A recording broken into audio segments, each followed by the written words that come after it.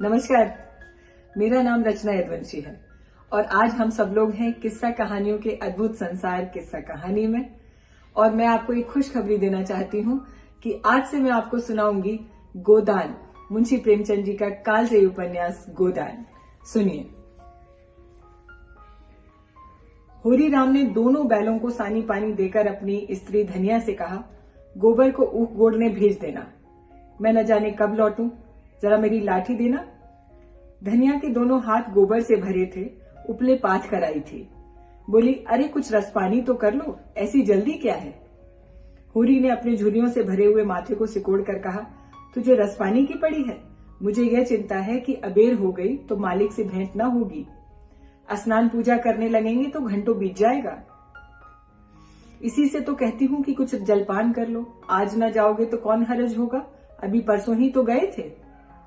तू जो बात नहीं समझती उसमें टांग क्यों अड़ाती है भाई? मेरी लाठी दे दे और अपना काम देख। यह इसी मिलते जुलते रहने का प्रसाद है कि अब तक जान बची हुई है, नहीं कहीं पता न लगता कि किधर गए। गांव में इतने आदमी तो हैं, किस पर बेदखली नहीं आई, किस पर कुड़की नहीं आई। जब दूसरों के पांव तले अपनी गर्दन दबी हुई है तो उन पांव को सहलाने में ही कुशल है। धनिया इतनी व्यवहार कुशल न थी। उसका विचार था कि हमने जमींदार के खेत जोते हैं तो अपना लगान ही तो लेगा, उसकी खुशामद क्यों करें, उसके तलवे क्यों सहलाएं। यद्यपि अपने विवाहित जीवन के इन 20 वर्षों में उसे अच्छी तरह अनुभव हो गया था कि चाहे कितनी ही कतर ब्योंत कर लो, कितना ही तन पेट काट लो, चाहे एक एक कौड़ी को दांत से पकड़ो, मगर लगान का बेबाक होना मुश्किल है। फिर भी वे हार न मानती थी और इस विषय पर स्त्री पुरुष में आए दिन संग्राम छिड़ा रहता था। उसकी 6 संतानों में केवल 3 ही जिंदा हैं। एक लड़का गोबर कोई 16 साल का और 2 लड़कियां सोना और रूपा 12 और 8 साल की। 3 लड़के बचपन में ही मर गए। उसका मन आज भी कहता था अगर उसकी दवा दारू होती तो वो बच जाते, पर वे ढीले की एक दवा भी न मंगवा पाई। उसकी भी उम्र ही क्या थी, 36वां साल ही तो लगा था, पर सारे बाल पक गए थे, चेहरे पर झुर्रियां पड़ गई थीं, सारी देह ढल गई थी। वो सुंदर गेहुआ रंग संवला गया था और आंखों से भी कम सूझने लगा था। पेट की चिंता के ही कारण तो कभी जीवन का सुख न मिला। इस चिरस्थायी जीर्णावस्था ने उसके आत्म सम्मान को उदासीनता का रूप दे दिया था। जिस गृहस्थी में पेट की रोटियां भी न मिले उसके लिए इतनी खुशामद क्यों। इस परिस्थिति से उसका मन बराबर विद्रोह किया करता था और 2-4 घुड़कियां खा लेने पर ही उसे यथार्थ का ज्ञान होता था। उसने परास्त होकर होरी की लाठी, मिर्जई, जूते, पगड़ी और तमाकू का बटुआ लाकर सामने पटक दिए। होरी ने उसकी ओर आंख तरेर कर कहा, क्या ससुराल जाना है जो 5 को साथ ले आई हो? ससुराल में कोई जवान साली सलेज नहीं बैठी है जिसे जाकर दिखाऊं। होरी के गहरे सांवले पिचके हुए चेहरे पर मुस्कुराहट की मृदुता झलक पड़ी। धनिया ने लजाते हुए कहा, ऐसे ही तो बड़े सजीले जवान हो कि साली सलेजे तुम्हें देखकर रीझ जाएंगी। होरी ने फटी हुई मिर्जई को बड़ी सावधानी से तह करके खाट पर रखते हुए कहा, तो तू क्या समझती है मैं बूढ़ा हो गया हूं? अभी तो मैं 40 भी नहीं हुआ हूं। मर्द 60 पर पाठे होते हैं। जाकर शीशे में मुंह देखो, तुम जैसे मर्द 60 पर पाठे नहीं होते। दूध, घी, अंजन तक तो लगाने को मिलता नहीं, पाठे होंगे। तुम्हारी दशा देख देखकर तो मैं भी और सूखती जाती हूँ कि भगवान ये बुढ़ापा कैसे कटेगा, किसके द्वार पर भीख मांगेंगे। होरी की यह क्षणिक मृदुता यथार्थ की इस आंच में जैसे झुलस गई। लकड़ी संभालता हुआ बोला, 60 तक पहुंचने की नौबत न आएगी धनिया, इससे पहले ही चल देंगे। धनिया ने तिरस्कार किया, अच्छा रहने दो, मत अशुभ मुंह से निकालो, तुमसे कोई अच्छी बात भी कहे तो लगते हो कोसने। होरी कंधे पर लाठी रखकर घर से निकला तो धनिया द्वार पर खड़ी उसे दूर तक देखती रही। उसके इस निराशा भरे शब्दों का व्यूह सा निकलकर होरी को अपने अंदर छिपाए लेता था। विपन्नता के इस अथाह सागर में सुहाग का ही तो वह तृण था जिसे पकड़े हुए वह सागर को पार कर रही थी। इन असंगत शब्दों ने यथार्थ के निकट होने पर भी मानो झटका देकर उसके हाथ से वह तिनके का सहारा छीन लेना चाहा, बल्कि यथार्थ के निकट होने के कारण ही उनमें इतनी वेदना शक्ति आ गई थी। काना कहने से काने को जो दुख होता है वो क्या 2 आंखों वाला आदमी कभी समझ सकता है। होरी कदम बढ़ाए चला जाता था। पगडंडी के दोनों ओर ऊख के पौधों की लहराती हुई हरियाली देखकर उसने मन में कहा, भगवान कहीं गौ से बरखा कर दें और डांडी भी सुभीते से रहे तो एक गाय जरूर लेगा। देसी गाय तो दूध न दें, न उनके बछड़े ही किसी काम के हों। बहुत हुआ तो तेली के कोल्हू में चले। नहीं वे परछाई गाय लेगा, उसकी खूब सेवा करेगा। कुछ तो 4-5 सेर दूध होगा। गोबर दूध के लिए तरस तरस कर रह जाता है। इस उम्र में न खाया पिया तो फिर कब खाएगा। साल भर भी दूध पी ले तो देखने लायक हो जाए। बछड़े से भी अच्छे बैल निकलेंगे। 200 से कम की गोई न होगी। फिर गौ से ही तो द्वार की शोभा है। सवेरे सवेरे गौ के दर्शन हो जाए तो क्या कहना। न जाने कब ये साध पूरी होगी, कब वो शुभ दिन आएगा। हर एक गृहस्थ की भांति होरी के मन में भी गौ की लालसा चिरकाल से संचित चली आती थी। यही उसके जीवन का सबसे बड़ा स्वप्न, सबसे बड़ी साध थी। बैंक के सूद से चैन करने या जमीन खरीदने या महल बनवाने की विशाल आकांक्षाएं उसके नन्हे से हृदय में कैसे समाती। जेठ का सूर्य आमों के झुरमुट से निकलकर आकाश पर छाई हुई लालिमा को अपने रजत प्रताप से तेज प्रदान करता हुआ ऊपर चढ़ रहा था और हवा में गर्मी आने लगी थी। दोनों ओर खेतों में काम करने वाले किसान उसे देखकर राम राम करते और सम्मान भाव से चिलम पीने का निमंत्रण देते थे। पर होरी को इतना अवकाश कहाँ था। उसके अंदर बैठी हुई सम्मान लालसा ऐसा आदर पाकर उसके सूखे मुख पर गर्व की झलक पैदा कर रही थी। मालिकों से मिलते जुलते रहने का ही तो प्रसाद है ये कि सब आदर करते हैं। नहीं, कौन पूछता उसे। 5 बीघे के किसान की बिसात ही क्या होती है। यह कम आदर नहीं है कि 3-3 4-4 हल वाले महतो भी उसके सामने सिर झुकाते हैं। अब वह खेतों के बीच की पगडंडी छोड़कर एक खलेटी में आ गया था, जहां बरसात में पानी भर जाने के कारण कुछ तरी रहती थी और जेठ में कुछ हरियाली नजर आती थी। आसपास के गांवों की गौएं वहां चरने आया करती थी। उस उमस में भी वहां की हवा में कुछ ताजगी और ठंडक थी। होरी ने 2-3 सांसें जोर से ली। उसके जी में आया, कुछ देर यहीं बैठ जाएं, दिन भर तो लू लपट में मरना ही है। कई किसान इस गड्ढे का पट्टा लिखवाने को तैयार थे, अच्छी रकम देते थे, पर ईश्वर भला करे राय साहब का कि उन्होंने साफ कह दिया, ये जमीन जानवरों की चराई के लिए छोड़ दी गई है और किसी भी नाम पर उठाई नहीं जाएगी। कोई स्वार्थी जमींदार होता तो कहता, गाय जाए भाड़ में, हमें रुपए मिलते हैं, हम क्यों छोड़े। पर राय साहब अभी तक अपनी पुरानी मर्यादा निभाते हैं। जो मालिक प्रजा को न पाले वो भी भला कोई आदमी है। सहसा उसने देखा भोला अपनी गाय लिए उसी तरफ चला आ रहा है। भोला इसी गांव में मिले हुए पूर्वे का ग्वाला था और दूध मक्खन का व्यवसाय करता था। अच्छा दाम मिल जाने पर कभी कभी किसानों के हाथ गायें भी बेच देता था। होरी का मन उन गायों को देखकर ललचा गया। अगर भोला वे आगे वाली गाय उसे दे दे तो क्या कहना, रुपए तो वो आगे पीछे देता ही रहेगा। वो जानता था कि घर में रुपए नहीं है, अभी तक लगान भी चुकाया नहीं जा सका है, विशेषर सहाका भी देना बाकी है, जिस पर आने रुपए का सूद चढ़ रहा है। लेकिन दरिद्रता में जो एक प्रकार की अदूरदर्शिता होती है ना, वो निर्लज्जता जो तकाजे, गाली और मार से भी भयभीत नहीं होती है, उसने उसे प्रोत्साहित किया। बरसों से जो साध मन को आंदोलित कर रही थी, इसने इसे विचलित कर दिया।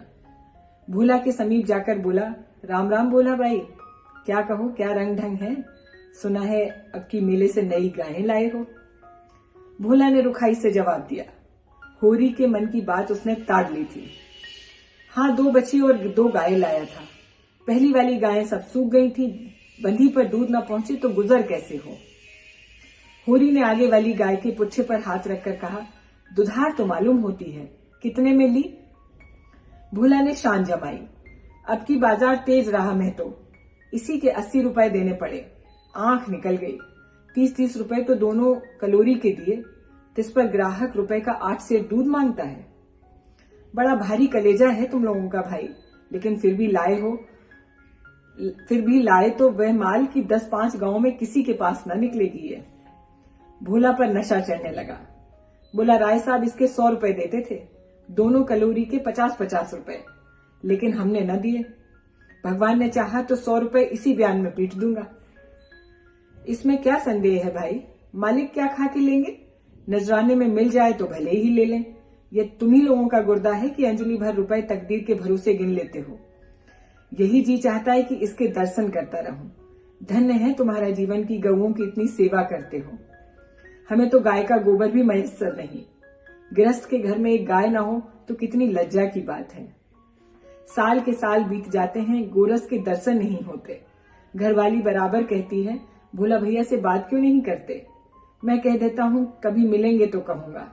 तुम्हारे स्वभाव से बड़ी प्रसन्न रहती है। कहती है, ऐसा मर्द देखा ही नहीं कि जब बातें करेंगे तो नीची आंख करके, कभी सिर नहीं उठाते। भोला पर जो नशा चढ़ रहा था उसे इस भरपूर प्याले ने और गहरा कर दिया। बोला, भला आदमी वही है जो दूसरों की बहू बेटी को अपनी बहू बेटी के जैसे समझे। जो दुष्ट किसी महरिया की ओर ताके उसे गोली मार देनी चाहिए। अब तुमने लाखों रुपए की बात कह दी भाई। बस सज्जन वही है जो दूसरों की आबरू को अपनी आबरू समझे। जिस तरह मर्द के मर जाने से औरत अनाथ हो जाती है, उसी तरह औरत के मर जाने से मर्द के हाथ पांव टूट जाते हैं। मेरा तो घर उजड़ गया, मैं तो कोई एक लोटा पानी देने वाला भी नहीं है। गत वर्ष भोला की स्त्री लू लग जाने से मर गई थी, यह होरी जानता था। लेकिन 50 बरस का खंखड़ भोला भीतर से इतना स्निग्ध है, वो ये नहीं जानता था। स्त्री की लालसा उसकी आंखों में सजल हो गई। होरी को आसन मिल गया। उसकी व्यवहारिक कृषक बुद्धि सजग हो गई। पुरानी मसल झूठी है, बिना घरनी घर का भूत का डेरा। पुरानी मसल झूठी थोड़ी है कि बिना घरनी घर भूत का डेरा। कहीं सगाई क्यों नहीं कर लेते हो। ताक में तो हूं मैं तो, पर कोई जल्दी फंसता नहीं है। 150 खर्च करने को भी तैयार हूं, जैसी भगवान की इच्छा। अब मैं भी फिराक में रहूंगा। भगवान चाहेंगे तो जल्दी घर बस जाएगा। बस यही समझ लो कि उबर जाऊंगा भैया। घर में खाने को भगवान का दिया बहुत कुछ है। 4 पसेरी रोज दूध हो जाता है, लेकिन किस काम का। मेरे ससुराल में एक महरिया है, 3-4 साल हुए उसका आदमी उसे छोड़कर कलकत्ते चला गया है। बेचारी पिसाई करके गुजारा कर रही है। बाल बच्चा भी कोई नहीं है, देखने सुनने में अच्छी है, बस लक्ष्मी समझ लो। भोला का सुकड़ा हुआ चेहरा जैसे चिकना गया। आशा में कितनी सुधा होती है। बोला, अब तो तुम्हारा ही आसरा है। मैं तो छुट्टी हो तो एक दिन चलो देख आए। मैं ठीक ठाक करके बात करके तब तुमसे कहूंगा। बहुत उतावले करने से भी काम बिगड़ जाता है। जब तुम्हारी इच्छा हो तब चलो। उतावली का है कि इस कबरी पर मन ललचाया हो तो ले लो। यह गाय मेरे मान की नहीं है दादा। मैं तुम्हें नुकसान नहीं पहुंचाना चाहता। अपना धर्म यह नहीं है कि मित्रों का गला दबाएं। जैसे इतने दिन बीते वैसे और भी बीत जाएंगे। तुम तो ऐसी बातें करते हो होरी, जैसे हम तुम 2 हैं। तुम गाय ले जाओ, दाम जो चाहे दे देना। जैसे मेरे घर में रह रही है वैसे तुम्हारे घर में रहेगी। 80 रुपए में ली थी, तुम 80 रुपए ही में ही ले लेना।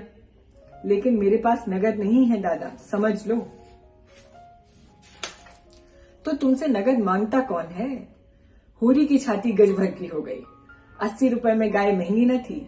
ऐसा अच्छा डील डॉल, दोनों जून में 6-7 सेर दूध, सीधी ऐसी कि बच्चा भी दूध ले। इसका तो एक एक बछड़ा 100 का होगा। द्वार पर बंधेगी तो द्वार की शोभा बढ़ जाएगी। उसे अभी कोई 400 रुपए देने थे, लेकिन उधार को वह एक तरह से मुफ्त समझता था। कहीं भोला की सगाई ठीक हो गई तो 1-2 साल तो वो बोलेगा भी नहीं। सगाई न भी हुई तो होरी का क्या बिगड़ता है। यही तो होगा, भोला बराबर तगादा करने आएगा, बिगड़ेगा, गालियां देगा। लेकिन होरी को इस बात की जरा शर्म नहीं थी। इस व्यवहार का वह आदी था। कृषक के जीवन का यही तो प्रसाद है। भोला के साथ वह छल कर रहा था और यह उस व्यापार की उस मर्यादा के अनुकूल न था। अभी लेन देन में उसके लिए लिखा पड़ी होने और ना होने में कोई अंतर नहीं था। सूखे बूढ़े की विपदाएं उसके मन को भीरू बनाए रहती थीं। ईश्वर का रुद्र रूप सदैव उसके सामने रहता था। पर यह छल उसकी नीति में छल न था। यह केवल स्वार्थ सिद्धि थी और यह कोई बुरी बात नहीं थी। इस तरह का छल तो वह दिन रात करता ही रहता था। घर में 2-4 रुपए पड़े रहने पर भी महाजन के सामने कैसे वो कस्में खा जाता था कि एक भी पाई नहीं है। सन को कुछ गीला कर देना, रुई में कुछ बिनौले भर देना उसकी नीति में जायज था। और यहाँ केवल स्वार्थ न था, थोड़ा सा मनोरंजन भी था। बुढ़ों का बुढ़भस हास्यास्पद वस्तु है। फिर से सुनिए, अच्छी लाइन है। बुढ़ों का बुढ़भस हास्यास्पद वस्तु है और ऐसे बुढ़ों से अगर कुछ ऐंठ लिया जाए तो कोई दोष पाप नहीं। भोला ने गाय की पगैया होरी के हाथ में देते हुए कहा, ले जाओ महतो, तुम भी क्या याद करोगे, ब्याते ही 6 सेर दूध ले लेना। चलो मैं अब तुम्हारे घर तक पहुंचा दूं। शायद तुम्हें अनजान समझकर रास्ते में कुछ दिख करे। अब तुमसे सच कहता हूं, मालिक 90 रुपए देते थे, पर उनके यहाँ गऊओं की क्या कदर, मुझसे लेकर किसी हाकिम हुकाम को दे देते। हाकिमों को गौ की सेवा से क्या मतलब, वे तो खून चूसना भर जानते हैं। जब तक दूध देती रखते, फिर किसी के हाथ बेच देते। किसके पल्ले पड़ती कौन जाने। रुपया ही सब कुछ नहीं है भैया, कुछ अपना धर्म भी तो होता है। तुम्हारे घर आराम से रहेगी तो यह ना होगा कि तुम आप खाकर सो रहो और गऊ भूखी खड़ी रहे। उसकी सेवा करोगे, प्यार करोगे, चुमकारोगे, गऊ हमें आशीर्वाद देगी। तुमसे क्या कहूं भैया, घर में चंगुल भर भी भूसा नहीं रहा, रुपए सब बाजार में निकल गए। सोचा था महाजन से कुछ लेकर भूसा ले लेंगे, लेकिन महाजन का पहले ही नहीं चुप पा रहा है। उसने इनकार कर दिया। इतने जानवरों को कहां से खिलाएं, यही चिंता मारे डालती है। चुटकी चुटकी भर खिलाऊं तो मन भर रोज का खर्च है, भगवान ही पार लगाए तो लगाए। होरी ने सहानुभूति के स्वर में कहा, तुमने हमसे पहले क्यों नहीं कहा, हमने एक गाड़ी भूसा भेज दिया होता। भोला ने माथा ठोक कर कहा, इसीलिए नहीं कहा भैया, सबसे अपना दुख क्यों रोए, बांटता कोई नहीं है, हंसते सब हैं। जो गायें सूख गई हैं उनका गम नहीं, पत्ती सत्ती खिलाकर जिला लूंगा, लेकिन अब ये रातें बिना नहीं रह सकती। हो सके तो 10-20 रुपए भूसे के लिए दे दो। किसान पक्का स्वार्थी होता है। यहाँ पे प्रेमचंद जी लिख रहे हैं कि किसान पक्का स्वार्थी होता है, इसमें संदेह नहीं। उसकी गांठ से रिश्वत के पैसे बड़ी मुश्किल से निकलते हैं। भाव ताव में जो चौकस होता है, ब्याज की एक एक पाई छुड़ाने के लिए वे महाजन की घंटों चिरौरी कर सकता है। जब तक पक्का विश्वास न हो जाए कि वह किसी के फुसलाने में नहीं आता, लेकिन उसका संपूर्ण जीवन प्रकृति से स्थायी सहयोग है। उसका संपूर्ण जीवन प्रकृति से स्थायी सहयोग है।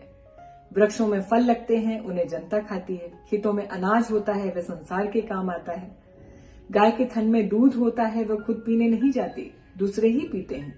मेघों से वर्षा होती है, उससे पृथ्वी तृप्त होती है। ऐसी संगत में कुत्सित स्वार्थ के लिए स्थान ही कहाँ है। होरी किसान था और किसी के जलते हुए घर में हाथ सेकना उसने नहीं सीखा था। मुझे लगता है कि आज मैं यहीं इसे क्रमशः करती हूँ और मेरी कोशिश रहेगी कि मैं 10 से 12 मिनट इस कालजयी, इस महान उपन्यास को मैं आपके समक्ष रखूं, आपको सुनाऊं। और मेरी दूसरी इल्तिजा आपसे ये है कि चूंकि ये शुरुआत थी और एक बड़ा उपन्यास है, ये मुझे बहुत सौभाग्य लगा था जब मैंने मंजी जी से कहा कि मैं ये उपन्यास पढ़ के सुनाना चाहती हूँ, तो उन्होंने सहर्ष अनुमति दे दी। तो मुझे बहुत सौभाग्यशाली लगा था, खुद को मैंने महसूस किया था।